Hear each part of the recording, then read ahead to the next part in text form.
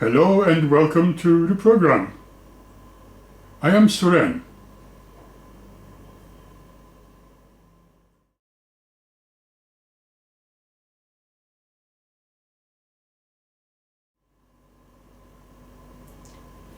My following words are not meant to influence anyone to be convinced to follow my ways, nor they are propaganda material, only stating the facts as they are being understood.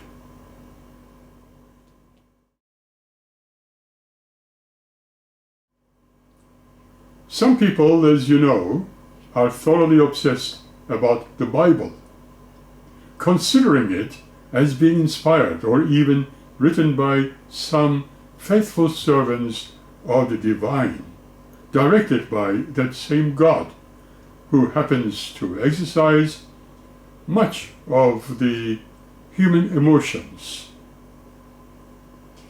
This, of course, makes one wonder and ask, can God, the Almighty, who is so high in wisdom, intelligence, and all sciences, be the only higher authority, unknown and unreachable in every way, but displaying human frailty and emotions, jealousies, hatred, lust and love, rage and warlike mentality in absolute terms? How can his word be the only truth, mirroring all the human terms? Good question.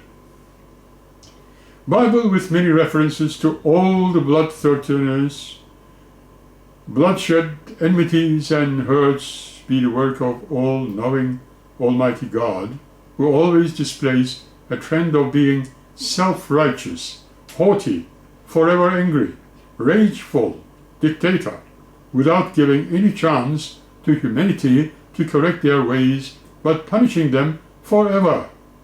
A perfect God, having created a marvelous creation to be angry with, jealousy-stricken, author of sins, he forever writes down all the sins humans have committed in his special book, later to remember and punish his creation in a hellfire forever. Think about it. How should we take his word as truth, the only truth, and in time for humans never to discover the reality of how things work, invent, and understand? How can a true God take sides with certain beliefs and annihilate others, and causes more confusion? Is this God we are talking about the chief commander of Babylon, the absolute confusion, perhaps? In today's world, humanity everywhere seems to be even more confused in every possible way one can imagine, and intolerance is ripening. To start, what is tolerance? It is a fair, objective, and permissive attitude towards opinions, beliefs, or practices differing from one's own, fostering spatial harmony.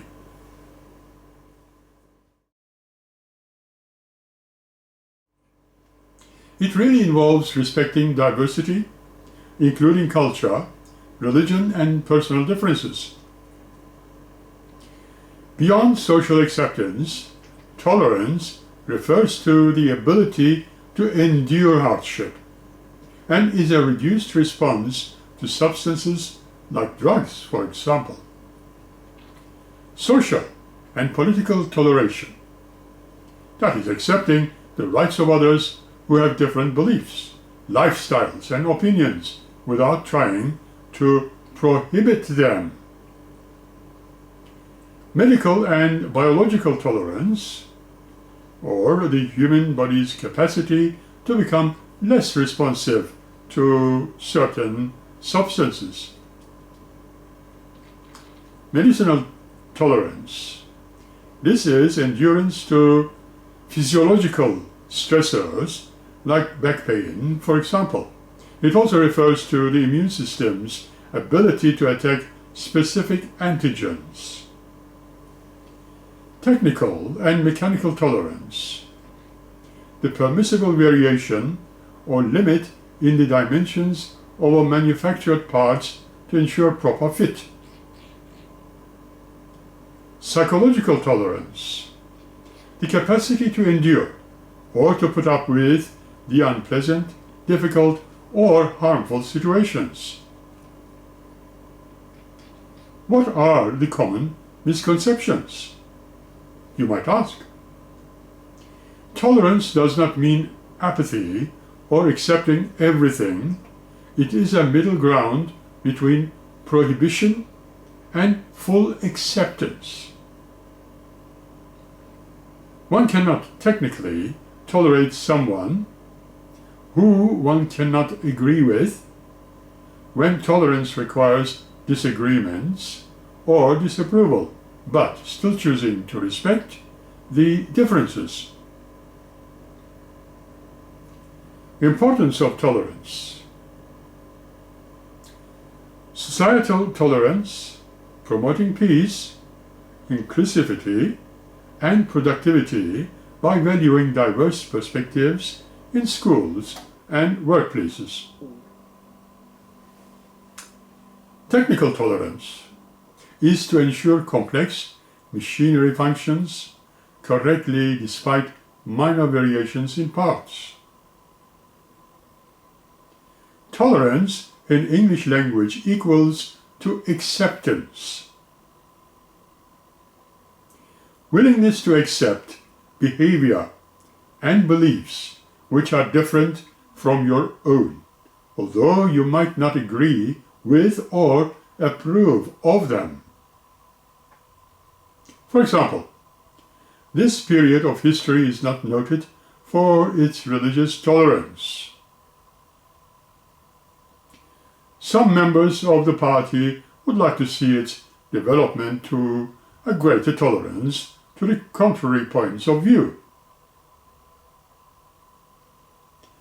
The book is essentially an exhortation to religious tolerance. My father never showed much tolerance towards us children. Obviously, we face these sort of comments and hear them. He asked for tolerance for his habits. The two people lived together in mutual tolerance. Just think about them. Tolerance can be explained as the ability or the willingness to tolerate the existence of opinions or behaviors that have dislikes or disagreements with whatever else. The tolerance of corruption, for instance.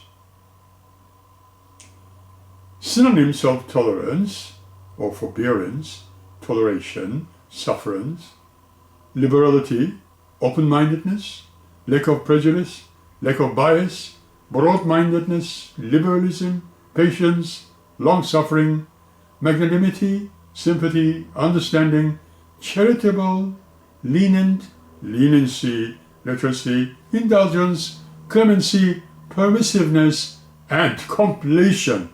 You can think the rest. The capacity to endure continued subjection to something such as a drug or environmental conditions without addressing the reaction. The desert camel shows the greatest tolerance to dehydration. Synonyms: endurance of, acceptance of, resistance to, especially in the dimensions of a machine or parts, and lovable amount of variation of a specified quantity, especially in the dimensions of a machine. 250 parts in his cars were made to tolerances of 1,000 of an inch. Synonyms: deviation, fluctuation, variation, allowance, play, clearance, leeway, inaccuracy, imposition, inexactness. Think about it. For some people, the value of tolerance is simply the opposite of intolerance. But to think of tolerance in simple binary terms limits our understanding of important aspects of the concept. Agreed?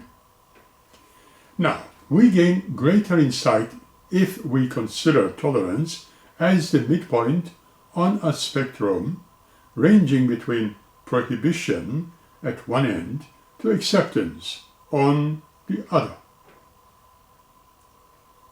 It's like prohibition, tolerance, acceptance. The ancient Greek philosopher Aristotle called this middle point of the spectrum the golden mean.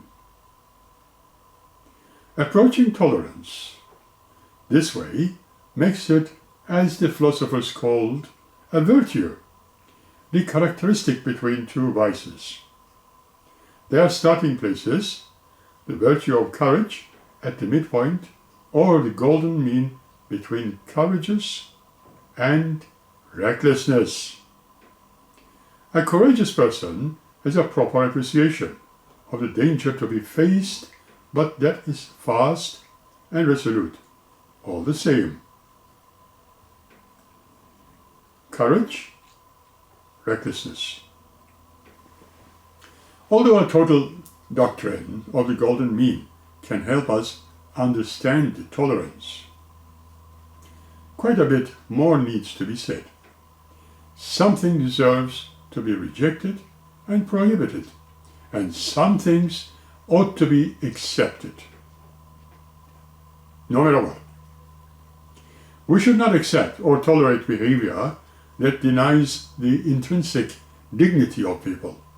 For example, the defiling of synagogues by anti-Semites.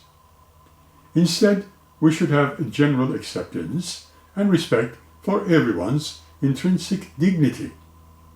People should know to be rejected, nor merely tolerated. Unacceptance equals to prohibition. However, there are some things you might reasonably not accept, yet not want to prohibit. This is typically the case when you encounter an idea, custom, or practice that is either unfamiliar or at odds with your own convictions about what makes for a good life. A vegetarian, for instance, might be convinced it is wrong to eat animals. Such a person may never accept the practice as part of their own life. However, they may not want to stop others eating meat. Instead, they will tolerate other people's conception of consumption of animals. Revealing essential aspect of tolerance. Toleration is always a response to something that is disapproved of, but not to such a degree as to justify for prohibition. Tolerance is, by definition, a mark of disapproval. Yeah? Some people seek from society something more than more tolerance. Instead, they look for acceptance. Tolerance to acceptance.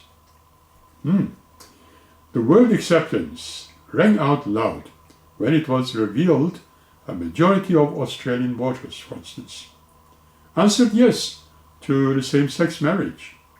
Postal survey in 2017, remember? For gay and lesbian couples, the result is evidence of wide acceptance of their equality as citizens. Individuals and communities are not only entitled to think about what should be accepted, tolerated, or prohibited. We can also be obliged to consider these things. Without wanting to confuse ethical with legal obligations, this is the difficult task of the Parliament, any Parliament, to continue with the same-sex marriage examples. In Australia, for instance, they were obliged to consider what behaviors should be accepted, tolerated, or prohibited in terms of, say, wedding services and religious freedoms. The sense of tolerance. Ethics call upon people to examine their lives, including the quality of their reasons when forming judgments. An ethical life is one that goes beyond thinking, customs, and practice. This is why judgments about what is to be accepted, tolerated, or prohibited and needing to be made free from the distorting effects of prejudice. Now, beliefs, customs, and institutions should be evaluated for what they actually are, and not on the basis of assumptions about people or the world. The quality of our judgment matters. There can be sincere disagreements among people of goodwill, respect for persons, and the general acceptance. This is required to sit alongside tolerance of each other's foibles. Keep it in mind. And that may be the best we should hope for.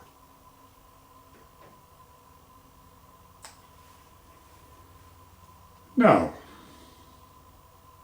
forgiveness is the intentional, voluntary process of releasing resentment, anger, and vengeance towards someone who has hurt you. Even if they do not apologize, it is a proactive, personal choice focused on inner healing and mental health rather than condoning the offender's actions. Key aspects of forgiveness. Benefits first. Forgiveness improves mental health, reducing anxiety, depression, and stress while lowering blood pressure and enhancing personal growth. What it is not. Think about it. Forgiveness does not require reconciliation, forgetting the event, or excusing the behavior. It is not a sign of weakness, but a conscious choice to break the cycle of negativity. Yeah?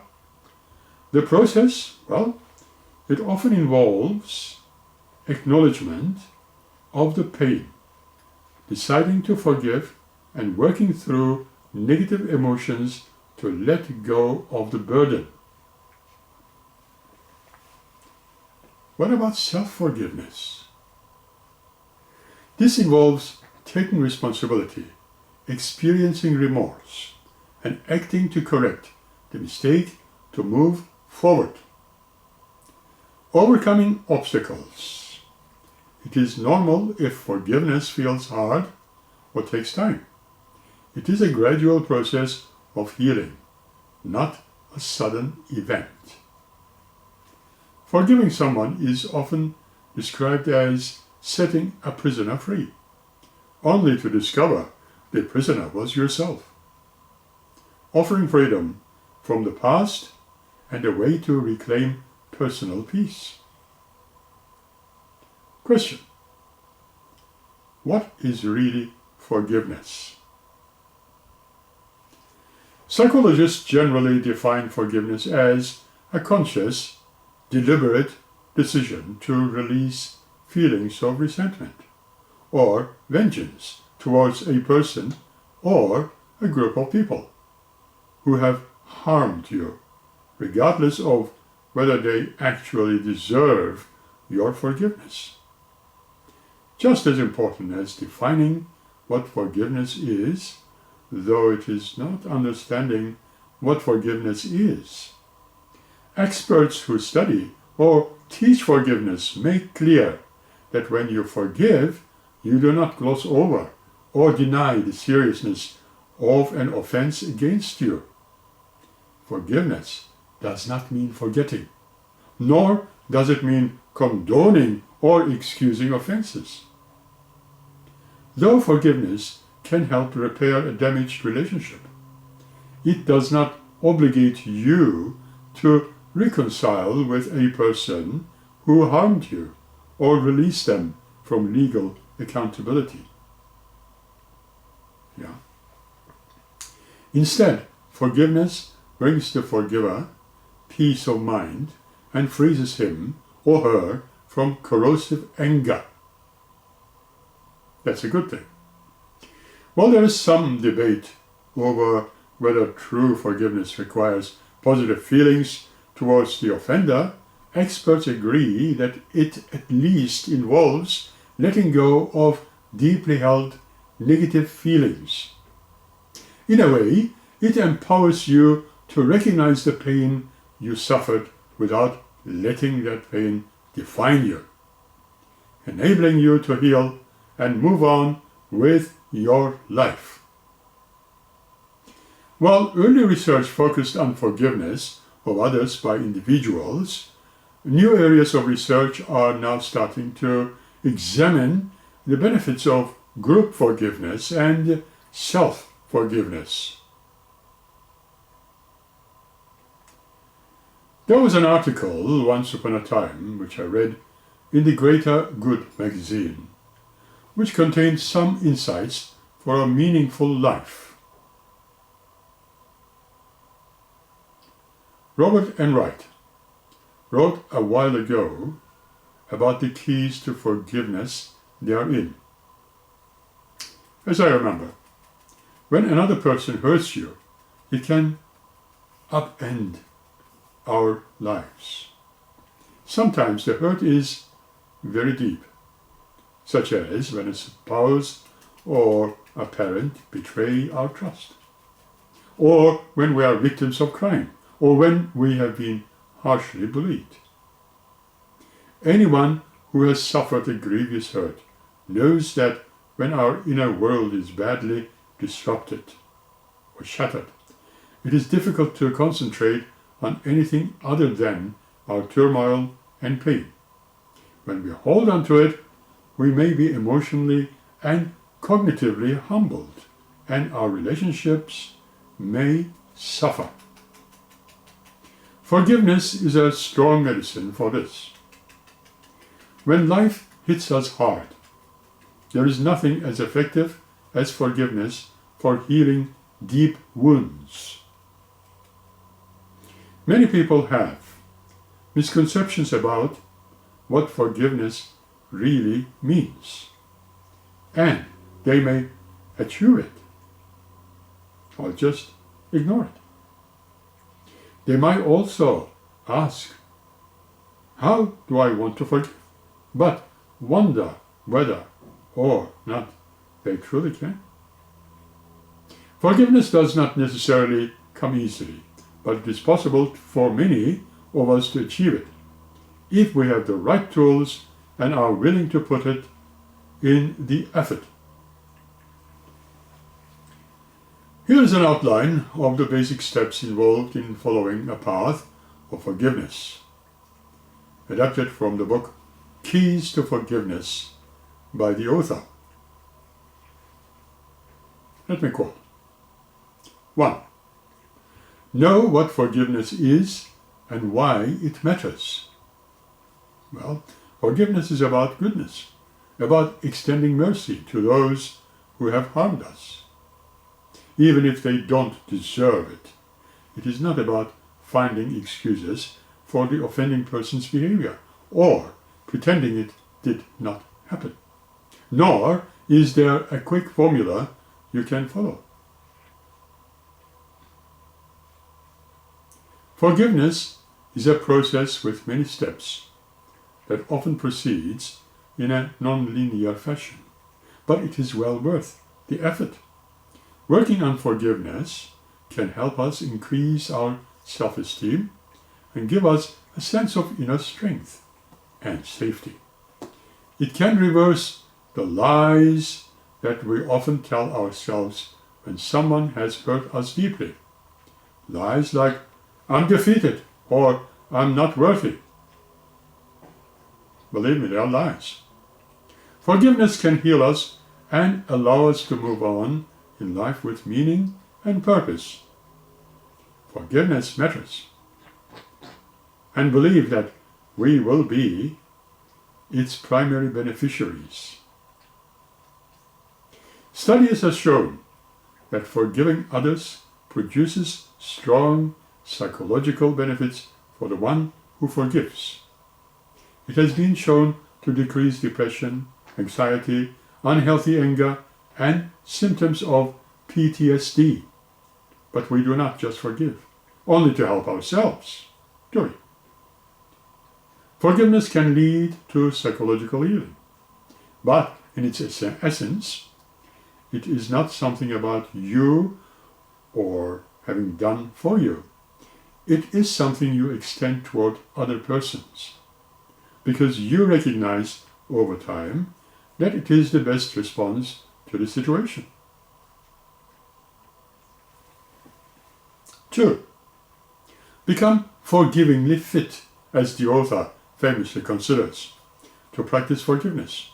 It helps if you have worked on positively changing your inner world by learning to be what is called forgivingly fit. Just as you would start slowly with a new physical exercise routine, he says, it helps if you build up your forgiving heart muscles slowly, incorporating regular workouts into your everyday life. You can start becoming more fit by making a commitment to do no harm. In other words, making a conscious effort not to talk disparagingly about those who have hurt you. You don't have to say good things, but if you refrain from talking negatively, it will feed the more forgiving side of your mind and heart. You can also make a practice of recognizing that every person is unique, special, and irreplaceable. You may come to this through religious beliefs, if you choose, or a humanist philosophy, or even through your belief in evolution. It is important to cultivate this mindset of valuing our common humanity, so that it becomes harder to discard or discount someone who has harmed you as unhealthy. You can, of course, show love in small ways in everyday encounters, like smiling at a grocery cashier or taking time to listen to a child.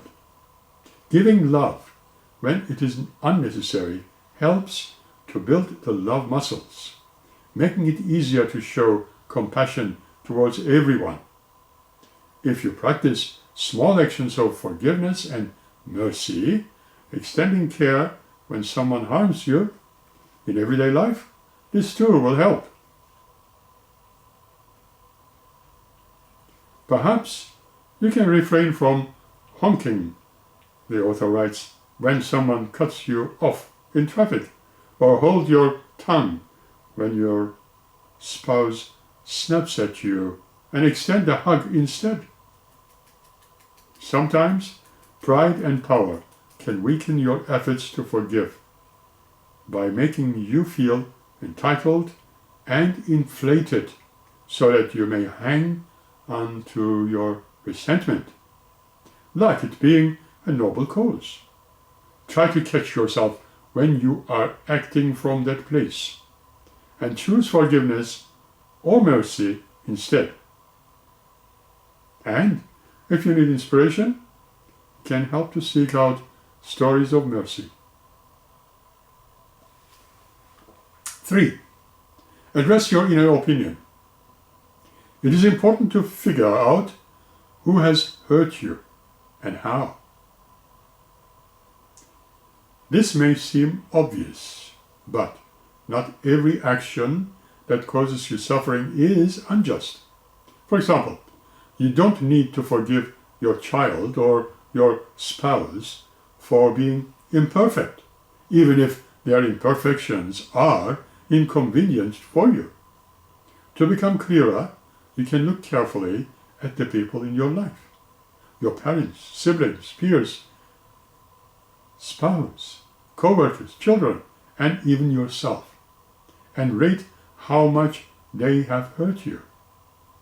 Perhaps they have exercised power over you or without love. Or maybe they have physically harmed you. These hurts have contributed to your inner pain and need to be acknowledged. Doing this will give you an idea of who needs forgiveness in your life and provide you with a place to start. There are many forms of emotional pain, as you know, but the common forms are anxiety, depression, unhealthy anger, lack of trust, self-loathing, or low self-esteem, and overall negative worldview, and a lack of confidence in one's ability to change. All of these harms can be addressed by forgiveness. So it is important to identify the kind of pain you are suffering from and acknowledge it. The more hurt you have incurred, the more important to forgive, at least for the purpose of experiencing emotional healing. You may be able to do this kind of accounting on your own, or you may need the help of a therapist. However, when looking at your pain, be sure you do it in an environment that feels safe and supportive. To develop a forgiving mind through empathy, scientists have studied what happens in the brain when we think about forgiving and have discovered that when people successfully imagine forgiving someone in a hypothetical situation, they show an increased activity in the neural circuits, which are responsible for empathy. This tells us that empathy is connected to forgiveness and is an important step in the process. If you examine some of the details in the life of the person who harmed you, you can often see more clearly what wounds he carries and start to develop empathy for him or her. First, try to imagine him or her as an innocent child, needing love and support. Did he or she get that from the parents? Research has shown that if an infant does not receive attention and love from primary caregivers, namely parents, then he will have a weak attachment, which can damage trust. It may prevent him from ever getting close to others and set a trajectory of loneliness and conflict for the rest of his or her life. You may be able to put an entire narrative together for the person who hurt you. from early child through to adulthood. Or just imagine it from what you know. You may be able to see her or his physical frailties and psychological suffering, and begin to understand the common humanity that you share. You may recognize her as a vulnerable person who was wounded and wounded you in return. Despite what she may have done to hurt you, you realize that she did not deserve to suffer either. Recognizing that we all carry wounds in our hearts, which can help open the door to forgiveness. 5. Find meaning in your suffering. When we suffer a great deal, it is important that we find meaning in what we have endured. Without seeing any meaning, a person can lose a sense of purpose, which can lead to hopelessness and a despairing conclusion that there is no meaning to life itself. Think about it. That certainly does not mean we look for suffering in order to grow or try to find goodness in another's bad actions. Instead, we should try to see how our suffering has changed us in a positive way. Even as one suffers, it is possible to develop short-term or sometimes long-range goals in life. Some people begin to think about how they can use their suffering to cope because they have become more resilient or even brave. They may also realize that their suffering has altered their perspective regarding what is important in life, changing their long-range goals for themselves. To find meaning is not to diminish your pain, or to say, I will just make the best of it, or all things happen for a reason. You must always take care to address the woundedness in yourself and to recognize the injustice of the experience, or forgiveness will be shallow. Still, there are many ways to find meaning in our suffering. Some may choose to focus more on the beauty of the world or decide to give service to others in need. Some may find meaning by speaking their truth or by strengthening them in a resolve. If I were to give one answer, it would be that we should use our suffering to become more loving and to pass that love to others, says the author. Finding meaning in and of itself is helpful for finding direction in forgiveness. 6. Forgiveness is hard to call upon other strengths. Forgiveness is always hard when we are dealing with deep injustices from others. I have known a few people like that. We all have our own timelines for when we can be merciful. But if you want to forgive and finding it hard, it might help to call upon other resources. First, remember that if you are struggling with forgiveness, that does not mean you are a failure at forgiveness. Forgiveness is a process that takes time, patience, and determination. Try not to be harsh on yourself, but be gentle and, in a sense, of quiet within, and inner acceptance of yourself. Try to respond to yourself as you would do to someone who you love deeply. Surround yourself with good and wise people who would support you and who have the patience to allow your time to heal in your own way.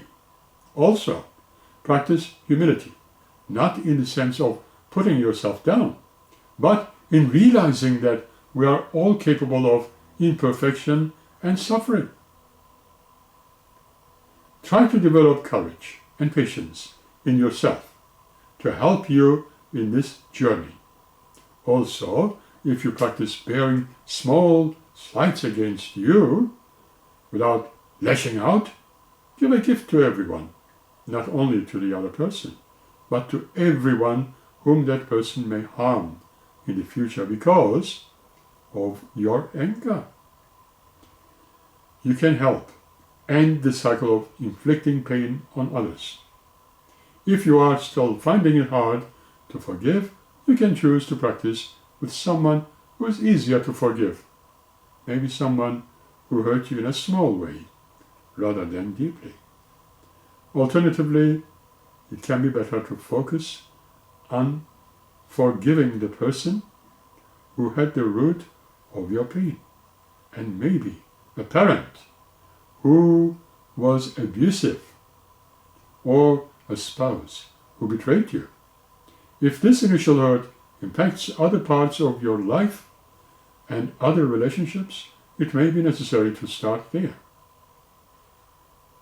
7. Forgive yourself.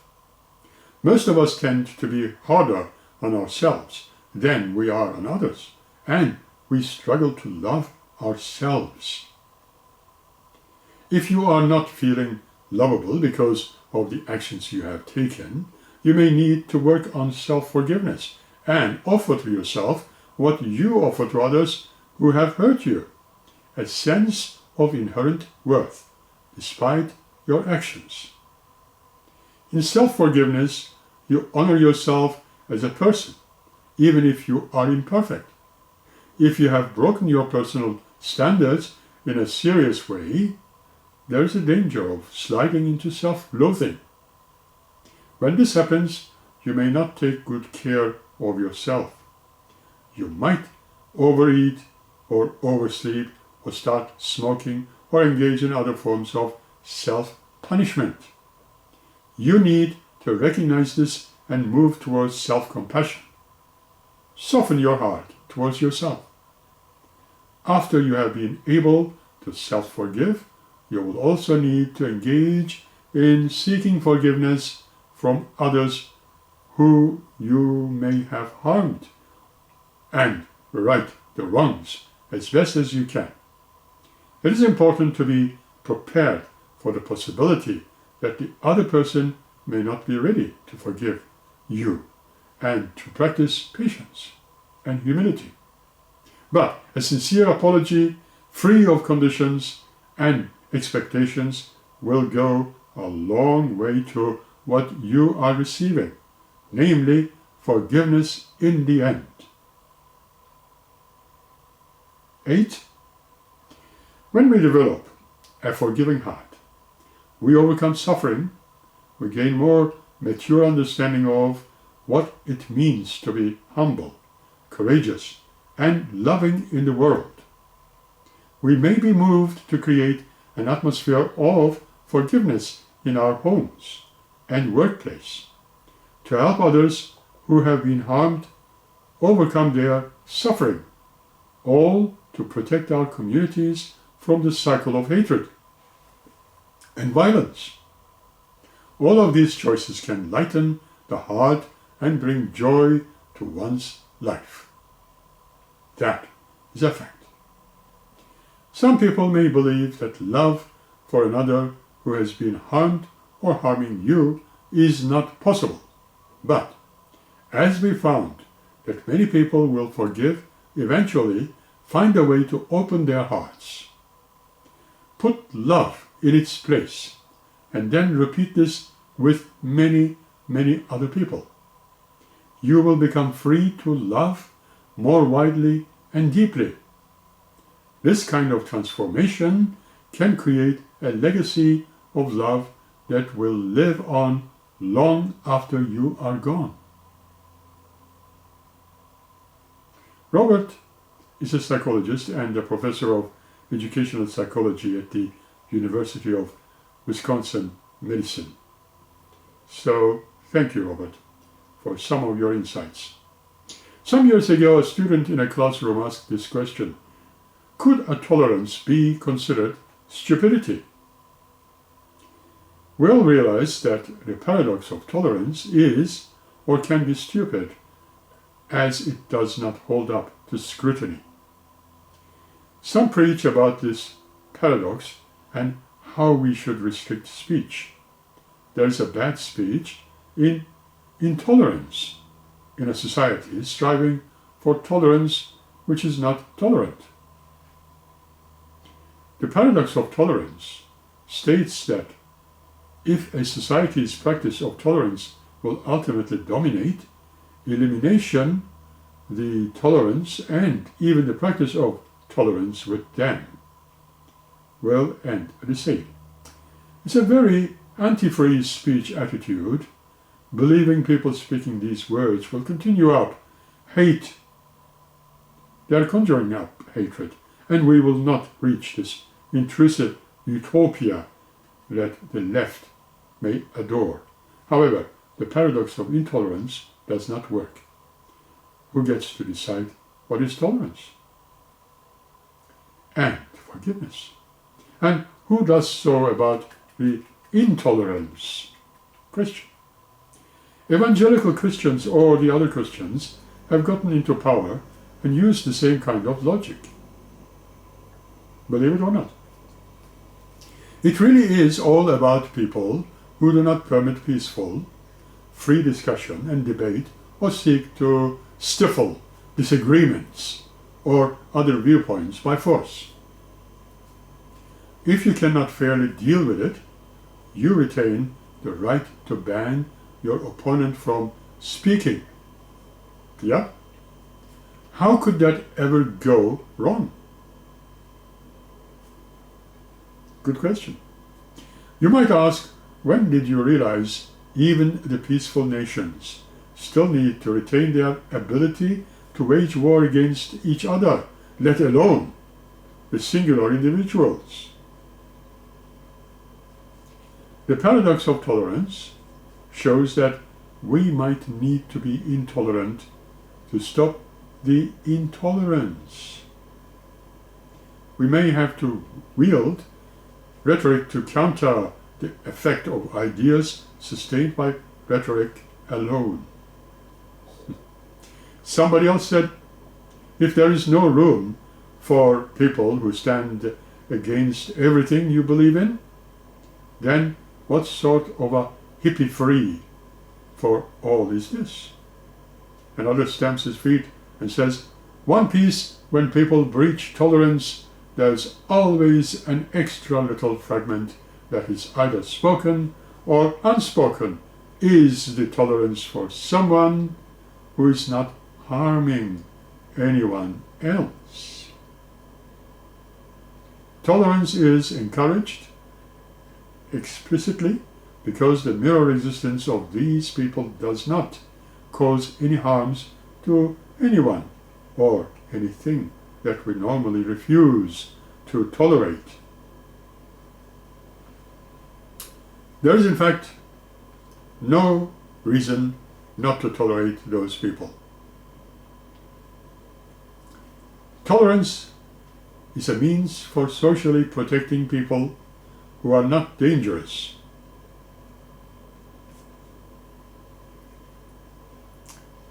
And so, with that, I shall end this session. Wishing you well, keep smiling, and be happy. Thank you.